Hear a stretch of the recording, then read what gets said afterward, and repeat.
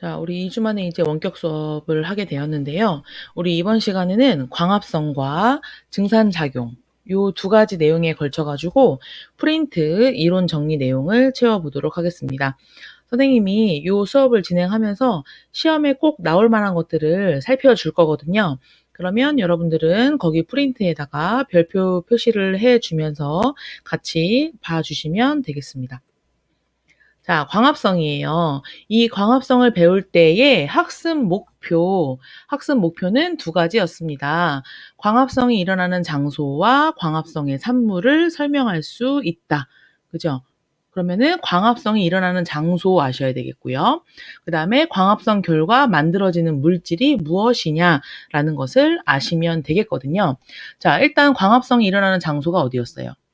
얘는 이파리에 있는 엽록체였었고요. 그 다음에 그 엽록체 안에는 엽록소라고 하는 색소가 들어있었죠.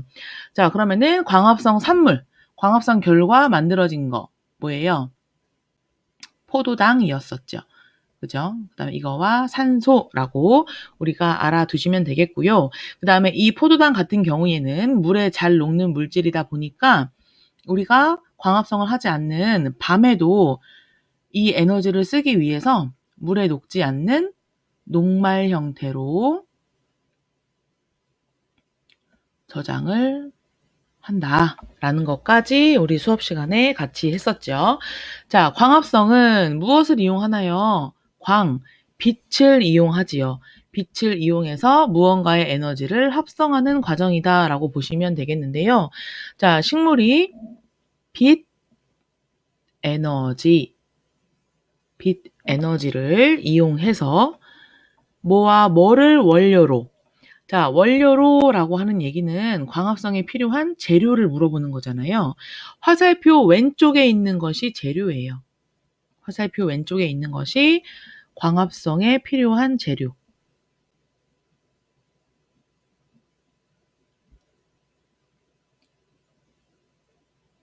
필요한 재료다. 라고 보시면 되겠고요. 그 다음에 화살표 오른쪽에 써 있는 요 물질 있지요. 이것은 광합성 산물이다 라고 보시면 되겠어요. 광합성 결과 만들어진 물질.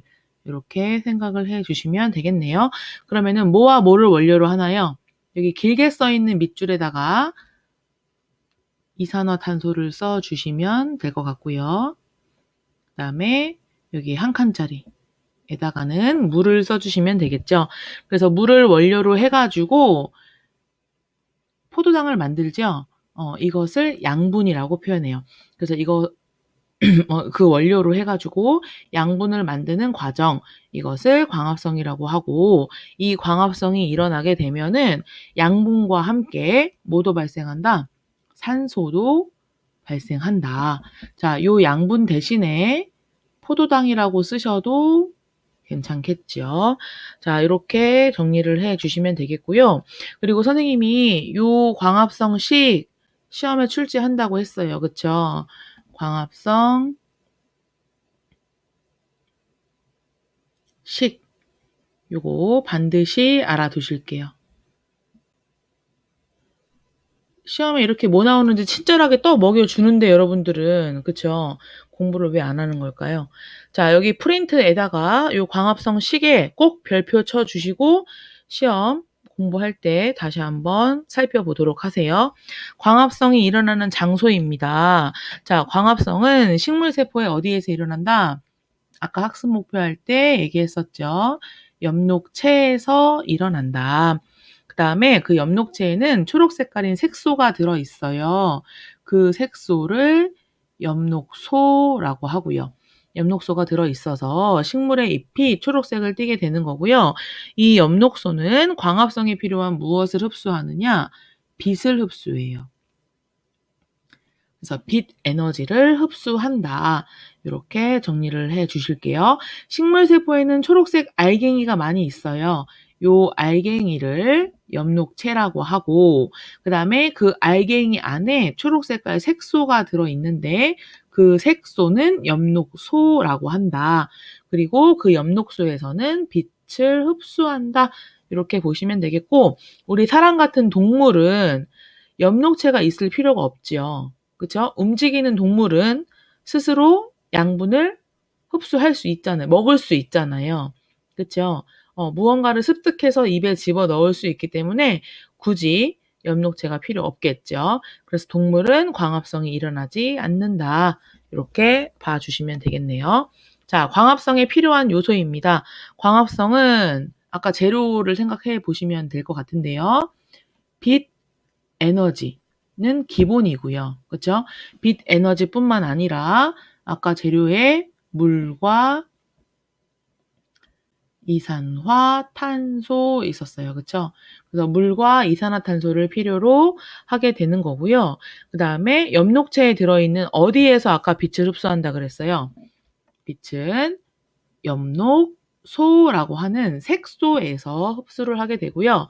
그러니까 지금 광합성에 필요한 요소가 빛에너지, 물, 이산화탄소 이렇게 세 가지네요. 그쵸? 그 세 가지인데 그 세 가지가 어디에서 공급되는지를 보시는 거예요. 뿌리에서 흡수가 되지요. 정확하게 얘기하면 뿌리의 뿌리털. 뿌리털에서 물을 흡수를 하게 되면은 이것이 물관을 통해서 잎까지 이동을 한다 그랬어요. 그쵸? 그래서 물관은 뿌리도 있고 줄기도 있고 잎까지 같이 연결되어 있다 했잖아요. 그래서 뿌리에서 흡수한 물이 줄기, 잎까지 이렇게 이동을 하게 되는 것이고요. 그 다음에 이산화탄소 같은 경우에는 잎의 뒷면에 더 많이 존재하고 있는 기공을 통해서, 그쵸? 기공을 통해서 공기 중에서 흡수를 하게 되는 거네요. 자, 이렇게 정리를 해 주실게요. 자, 그러면은 여기가 지금 줄기에 있는 물관이고요. 여기가 줄기에 있는 체관이에요. 자, 요 물관 같은 경우는 물이 이동하고요. 체관 같은 경우에는 양분이 이동하거든요. 근데 이 양분은 어디에서 만들어? 이 양분은 광합성을 통해서 잎에서 만들어. 그치? 그러면은 잎에서 양분을 만들어서 그 양분을 줄기로 전달하고요. 그 양분을 뿌리로 다시 내려보내요. 그래서 체관의 이동 방향은 이렇게 위에서 아랫방향이 되는 거예요. 그런데 물은 어디에서 흡수해? 뿌리에서 흡수해. 그럼 뿌리를 통해서 줄기에 있는 물관을 통해서 잎까지 가기 때문에 뿌리가 아래쪽에 있잖아. 그래서 이렇게 물의 이동은 아래에서 위쪽 방향이다라고 봐주시면 될 것 같아요. 자, 여기 물과 이산화탄소를 재료로 해서 빛 에너지를 받으면은 포도당과 산소가 만들어지는데요. 이 산소는 기공을 통해서 공기 중으로 빠져나가게 되고요. 그치? 그 다음에 이 포도당 같은 경우에는 얘가 물에 잘 녹기 때문에, 그쵸? 여기에 있는 것이 뭉쳐지면은 녹말이 된다 했어요. 그쵸? 근데 우리 교과서에 보시면은 이 녹말이 하나, 둘, 셋, 넷, 여긴 지금 5개라고 표현되어 있고요. 그리고 또 6개라고 표현되어 있는 것도 있거든요. 네. 우리 교과서에 보시면 지금 선생님이 집에서 촬영을 하고 있는데 교과서를 안 들고 와서 페이지를 모르겠네요. 거기 광합성 맨 앞에 보시면은 거기에 식 써 있으면서 녹말 표시가 6개가 되어 있거든요. 5개고 6개고는 중요하지 않아요. 5개가 모여도 녹말, 6개가 모여도 녹말이라고 표현한다. 그냥 이렇게 알아두시면 될 것 같아요. 자, 그래서 이 포도당은 이파리에서 녹말 형태로 저장을 했다가 저녁에 빛 에너지가 일어나지 않아서 빛 에너지를 받지 못해가지고 광합성을 하지 않았을 경우 그때 에너지를 다시 공급을 하려면 얘 하나씩 하나씩 이렇게 떼면은 그게 포도당이 되는 거잖아요. 그러면 다시 포도당으로 전환돼 가지고 이제 우리가 필요한 에너지를 공급을 하게 되는 거예요. 그 다음에 이산화탄소도 마찬가지로 다시 이제 광합성을 하려면은 요 식물 안쪽으로 들어와야 하잖아요. 근데 이 이산화탄소도 공기 중에서 기공을 통해 가지고 식물 안쪽으로 들어오게 되는 거죠. 그럼 광합성 결과 뭐가 만들어진다? 포도당과 산소가 만들어진다. 이렇게 보시면 되겠고, 포도당은 광합성 결과 최초로 맨 처음으로 만들어진 양분이고 이것이 잎에 저장될 때, 엽록체에 저장될 때는 무얼로 바뀐다? 녹말로 바뀐다라고 생각을 해 주시면 되겠어요. 자, 이 녹말은요, 포도당이 여러 개 연결이 돼가지고 만들어진 물질이에요. 자, 이 여러 개가 대여섯 개라고 보시면 되겠어요. 그래서 잎에 저장되었다가 주로 밤에는 설탕의 형태로 다시 포도당의 형태로 체관을 통해서 이동을 하게 되지요. 자, 산소는 식물이 자신의 호흡에도 이용을 해요. 자, 우리 등교할 때 이제 식물이 정말 호흡하는가에 대해서 공부할 거거든요. 우리 사람은 호흡할 때 들숨, 날숨 어떤 것이 필요한가요? 자, 들숨은 산소를 들이마시고 이산화탄소를 내뱉잖아요. 그쵸? 근데 이 식물도 광합성을 하고 동시에 호흡도 하거든요. 그래서 얘도 마찬가지로 산소를 필요로 하고 호흡하면서 이산화탄소를 내뱉기도 해요. 그래서 얘도 호흡을 하기 때문에 광합성 결과 만든 그 산소를 자신의 호흡에 숨 쉬는 데 이용을 하고 나머지는 기공을 통해 가지고 공기 중으로 이렇게 방출이 되게 되는 거죠. 자, 그러면은 우리가 광합성으로 산소가 진짜 만들어지는지를 어떻게 확인하느냐? 여기 생성된 기체라고 하는 얘는 산소인데 이 산소를 확인하는 방법 뭐였었나요? 우리 물 분해할 때도 했었거든. 1단원 할 때 광합성 결과 생성된 그 기체에 꺼져가는 불씨를 가까이 댔더니 더 활활 잘 타오르더래요. 그럼 이거는 어떤 기체의 특징이야? 산소의 특징이에요. 그쵸? 그래서 광합성 결과 산소가 만들어졌구나. 이렇게 알 수가 있는 거네요.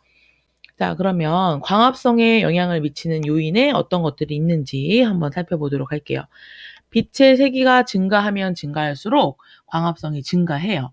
그죠? 증가하는데 얘가 끝없이 계속 증가하는 것이 아니라 어느 지점 이상이 왔어. 그러면 그때부터는 더 이상 증가하지 않고 일정해진다. 이렇게 보시면 되겠어요. 자, 광합성에 영향을 미치는 요인 두 번째는 이산화탄소의 농도이거든요. 첫 번째는 빛의 색이에요. 이산화탄소의 농도가 증가하면 증가할수록 광합성 양도 똑같이 증가를 하거든요. 증가를 하는데 어느 지점 이상에서는 빛의 색이랑 똑같이 일정해진다. 이렇게 보시면 되겠어요. 자, 이때 지구 대기의 이산화탄소의 농도가 0.03% 정도 되거든요. 그러니까 우리가 생각할 때는 지구 대기의 질소가 78% 정도 들어있고요. 그 다음에 산소가 21% 정도가 들어있어요. 그럼 요거 두 개 합치면 99%야. 그치? 그러면 나머지 1%의 이산화탄소도 있고, 뭐, 아르곤이라고 하는 뭐 기체도 있고, 등등등등 여러 개의 기체들이 있단 말이에요. 그러면은 대기 중에 이산화탄소의 농도가 1%가 안 돼요. 0.1%도 안 되지만, 이 양은 식물이 광합성을 하기에는 충분해요. 자, 이렇게 알아두시고. 그 다음에 광합성에 영향을 미치는 요인 세 번째, 온도예요. 온도. 자, 온도는 높아질수록 증가를 하게 되는데, 보통 요 최대치, 자, 요 수업 시간에 선생님이 요 최대치를 37, 8도 정도다라고 얘기했던 거 기억나시나요? 자, 이것은 요 두 개의 중간 정도의 값을 선생님이 얘기해 준 건데요. 사람의 체온이랑 비슷해요. 자, 사람의 체온이 36.5도잖아요. 즉, 사람의 체온이랑 비슷한 그때 온도가 됐으면 광합성의 양이 최대가 되고요. 그 다음에 40도 이상이 된다. 그러면 급격하게 감소해요. 자, 여기에서 지금 40도라고 나와 있고요. 선생님 여기 38도라면서요. 어떤 걸로 외워야 하나요? 여기에 있는 숫자는 중요하지 않고요. 이 온도가 어떤 그래프의 모양을 띠고 있는지만 보시면 되겠어요. 최고점을 찍다가 어느 순간 이상의 온도가 되면 급격하게 광합성이 떨어진다. 광합성 양이 떨어진다라고 보시면 되겠고, 그 최대치의 온도는 38도가 맞냐 40도가 맞냐 이런 거 시험에 안 내잖아요. 그쵸? 그렇기 때문에 그냥 사람 체온이랑 비슷한 정도의 온도에서 최대치가 되는구나 라고 알아두시면 될 것 같아요. 자, 광합성이 잘 일어날 조건 보시면, 일단 광합성이 잘 일어나려면 빛이 세야 되죠. 빛의 세기가 강해야 하고요. 그 다음에 두 번째 조건이 아까 뭐였어요? 이산화탄소 양이었었어요. 그쵸? 그래서 이산화탄소가 충분히 공급돼야 되고요. 그 다음에 온도는 사람 체온이랑 비슷한 35도에서 40도 정도로 유지될 때 그때의 광합성이 최대가 된다. 잘 일어난다라고 보시면 되겠어요. 자, 그러면은 여기 그래프가 3개가 나와 있어요. 그쵸? 요 그래프도 중요하다고 선생님이 수업 시간에 얘기했었죠. 자, 여기에 보시면은 Y축은 다 광합성 양이에요. X축이 이제 광합성이 잘 일어날 조건이 되겠죠. 그래서 빛의 색이라든지 이산화탄소의 농도라든지 온도, 요 3가지가 잘 유지가 되어야 광합성이 잘 일어난다라고 생각을 해주시면 되겠습니다. 자, 증산작용이에요. 이 증산작용을 공부할 때에도 거기 교과서에 보시면은 학습 목표가 나와 있거든요. 학습 목표 첫 번째, 물의 이동과 증산작용의 관계를 설명할 수 있다. 두 번째, 증산작용을 광합성과 관련지어 설명할 수 있다라고 되어 있거든요. 요 학습 목표를 좀 잘 기억을 해두고, 이번 단원에서는 이런 것들은 꼭 알아야 하는구나 라는 거예요. 그러니까 여기서는 물의 이동이 어떻게 되는지, 그지? 물의 이동은 뿌리에서부터 줄기를 거쳐서 입에 있는 물관을 통해서 이동을 했었고, 그죠? 그렇게 아래에서부터 윗방향으로 물이 이동할 수 있었던 것이 증산작용 때문이었었죠. 기억나세요? 증산작용 때문에 물이 이동하는 물의 원동력을 만들어준다 그랬어요. 물이 아래에서부터 위로 이동할 수 있는 힘을, 그지? 증산작용이 만들어준다. 이렇게 얘기했었어요. 그래서 이 내용을 반드시 알아두시면 되겠습니다. 자, 우리 잎에 보면요. 잎의 가장 바깥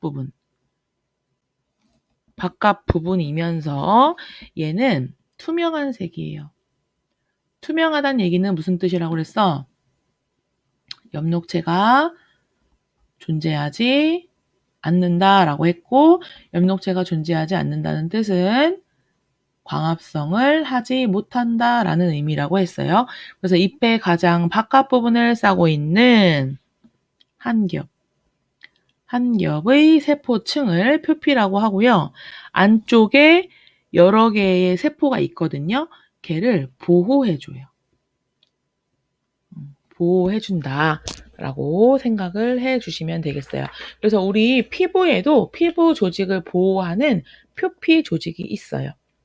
자, 식물도 마찬가지. 그래서 표피 세포는 엽록체가 없기 때문에 여기 나와 있네요. 투명하며 광합성이 일어나지 않는다라고 생각을 해주시면 되겠죠. 자, 그래서 이렇게 잎을 이렇게 관찰을 한 모습이에요. 얘가 잎의 앞면, 이쪽이 잎의 뒷면. 잎의 앞면과 뒷면에 이렇게 표피 세포가 있고요. 앞면 바로 밑에, 표피 바로 밑에 보시면은 이렇게 초록 색깔로 되어 있는 얘가 빽빽하게 이렇게 분포가 되어 있죠. 그죠? 이렇게 빽빽하게 분포가 되어 있고, 그 다음에 여기 두 번째 층에 보면은 첫 번째 층보다는 빽빽하지 않게 조금 엉성하게 이렇게 분포가 되어 있는 초록 색깔 조직을 볼 수가 있어요. 얘가 울타리 조직이라고 하는 애예요. 다른 말로 책상 조직이라고도 해요. 이렇게, 그 다음에 이렇게 엉성하게 되어 있는 조직 있죠. 얘를 해면 조직이다라고 하거든. 근데 얘 같은 경우는 지금 둘 다 초록색이잖아. 그러면은 얘는 광합성을 한다 못한다. 광합성을 할 수 있다. 이런 얘기야. 할 수 있다. 그 다음에 울타리 조직도 마찬가지로 광합성 오케이 할 수 있다. 요런 얘기겠죠. 자, 이렇게 보시면 되겠고요. 표피 조직이 이렇게 변형이 됐어. 그치? 변형이 된 얘를 뭐라고 한다고? 공변세포라고 하고요. 그 다음에 공변세포 두 개가 이렇게 만나면 그 사이에 공기구멍이 생긴다고 했고요. 그 공기구멍을 기공이라고 한다. 이렇게 했었어요. 그치? 그 다음에 얘 봐봐, 얘. 여기에 보시면은 여기에 지금 얘를 우리가 뭐라고 부르냐면은 얘들아 관다발이라고 부르거든요. 관다발. 우리 꽃이 여러 개가 있으면 꽃다발이잖아. 그지? 근데 관다발, 관이 여러 개 있다는 얘기야. 그 여러 개가 두 개이긴 한데요. 물관이랑 채관, 이 두 개의 관을 합쳐놓은 것을 관다발이라고 그래. 그래서 아까 물관은 물의 이동 통로였고, 채관은 엽록체에서 만든 그런 양분 있잖아요. 포도당 같은 그런 양분들이 이동하는 통로였거든. 그래서 여기에서 지금 보시면은 물과 양분이 동시에 관다발에서 이동을 하게 되는데, 요 파랑 색깔로 되어 있는 얘가 물의 이동 통로예요. 우리 보통 물 색칠할 때 무슨 색으로 칠해? 파란색으로 칠하잖아, 그치? 그래서 얘가 물관이야. 그 다음에 여기 빨간색으로 표현되어 있는 거 있지? 얘가 채관이에요. 이렇게. 그럼 여기도 있네? 그럼 얘는 물관. 그 다음에 여기 빨간색으로 표현되어 있는 얘는 채관. 그 두 개를 합치면 관다발. 이렇게 표현을 하거든요. 그래서 이제 우리가 잎을 자세하게 관찰을 하면은 이러한 모양이다라는 거 알아두시면 되겠어요. 자, 공변세포는 표피세포가 변형된 거다라고 했죠. 그치? 변형이 되면서 여기에는 표피에 없던 뭐가 생긴다고? 엽록체가 생기게 된다고요. 그래서 엽록체가 생기게 되기 때문에 얘는 초록 색깔을 띠고 엽록체가 생겼으니까 뭐를 할 수 있겠어? 광합성을 할 수 있겠지. 그치? 광합성을 할 수 있고요. 그 다음에 공변세포는 두 개가 만나서 기공이 존재를 해야 되잖아요. 기공은 잎의 뒷면에 많이 분포한다. 그랬어요. 그 다음에 공변세포는 선생님 수업 시간에 설명했죠. 요 공변세포가 이렇게 있을 때 요 부분이 두껍다고 했잖아. 그치?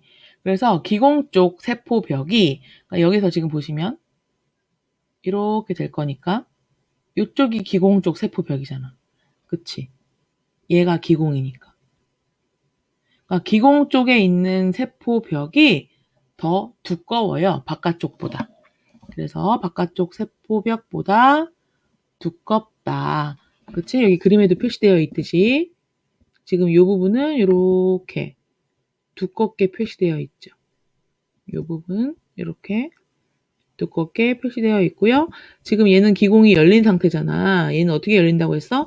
공변세포에 엽록체가 있다 보니까 그 엽록체에 의해서 포도당이 만들어지고 포도당이 만들어지게 되면 주변에 있는 표피세포보다는 농도가 진해진다 했어요.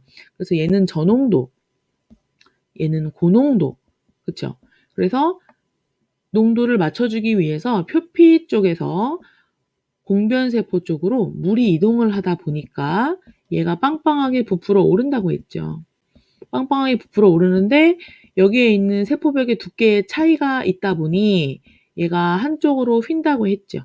그지? 그래서 한쪽으로 이렇게 휘면서 기공이라고 하는 공간이 생기더라 라고 설명을 했었어요. 자, 그러면 기공은 표피에 있는 작은 구멍이고요. 작은 구멍으로 두 개의 공변세포로 이루어져 있죠. 자, 그래서 이 구멍으로 어떤 것들이 드나든다. 산소, 이산화탄소, 수증기 이런 것들과 같은 기체가 드나드는 통로 역할을 기공이 해주고 있어요. 그래서 공변세포의 그 모양에 따라서 그 모양이라고 하는 것은 포도당이 생기냐 안 생기냐. 생기면 물이 들어왔고 물이 들어오면은 얘가 이렇게 휘어지는 이러한 모양에 따라서 열리고 닫힌다라고 생각을 해주시면 좋을 것 같아요. 자, 인맥이라고 되어 있네요. 그치? 자, 여기 잎에는 인맥도 있는데요. 우리 교과서에는 인맥에 대한 설명이 자세하게 나와 있진 않아요. 잎에 있는 관다발이고요. 우리 이렇게 잎에 보시면 이런 거 있죠, 이런 거. 그지? 얘가 인맥이에요. 인맥인데 그 인맥 안에 뭐가 들어있다는 얘기야? 관다발이 들어있다는 얘기야. 아까 선생님이 관다발은 관이 다발로 있다는 얘기라고 했잖아. 그래서 그 관 두 개가 뭐야? 물관과 체관이고요. 그 다음에 물관은 물의 이동 통로이고 체관은 광합성으로 만들어진 포도당, 양분의 이동 통로이다라고 생각을 해 주시면 되겠어요. 자, 증산작용이에요.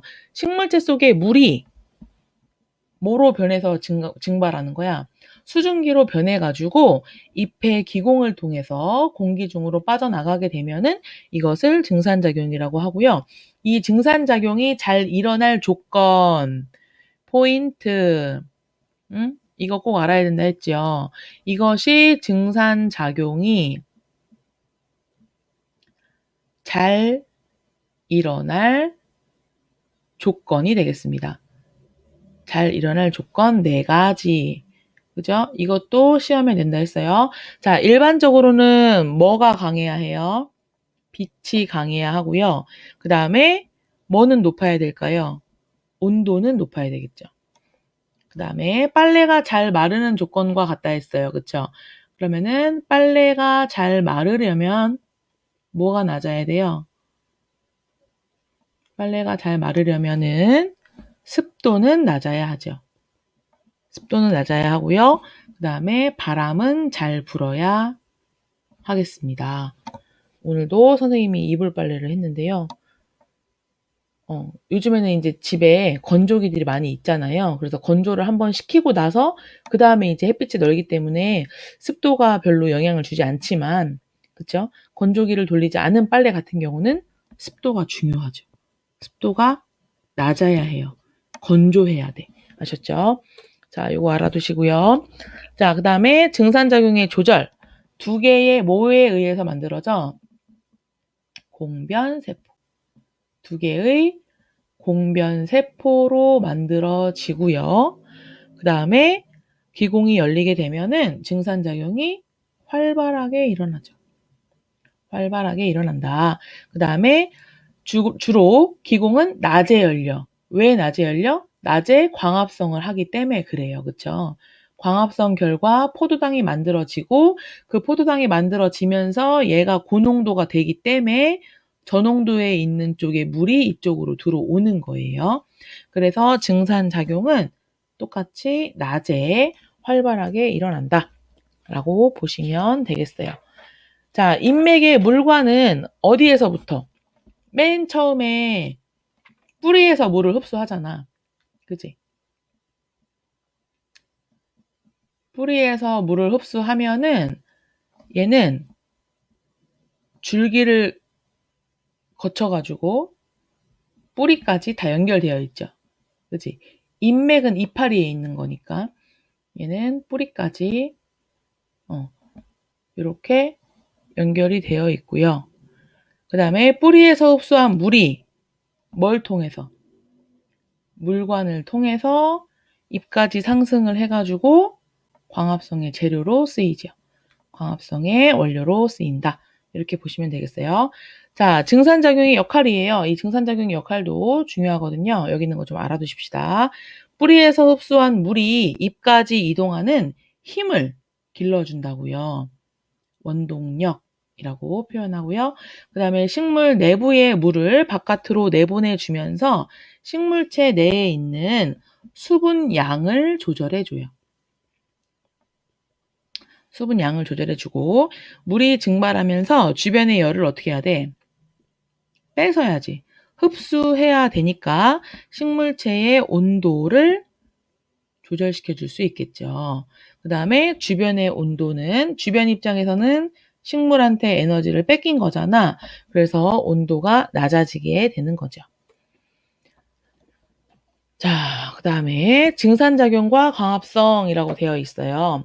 기공이 많이 열려서 증산작용이 활발하게 되면은 뭐가 흡수가 많이 돼요? 공기 중에 있는 이산화탄소가 많이 들어오겠지. 그래서 이산화탄소가 흡수되고 뿌리에서 흡수한 물이 잎까지 상승을 하기 때문에 광합성도 활발해지겠네요.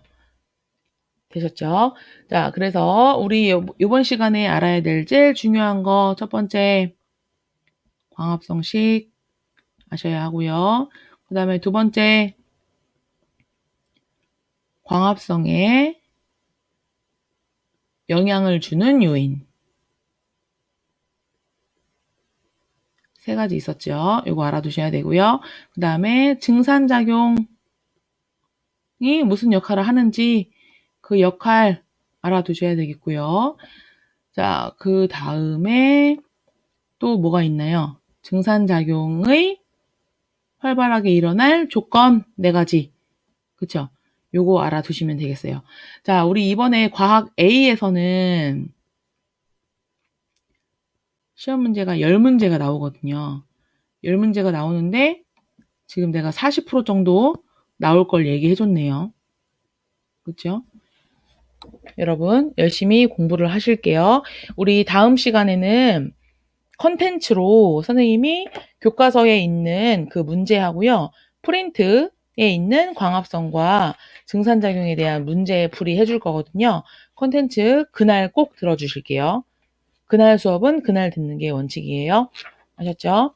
수고하셨습니다.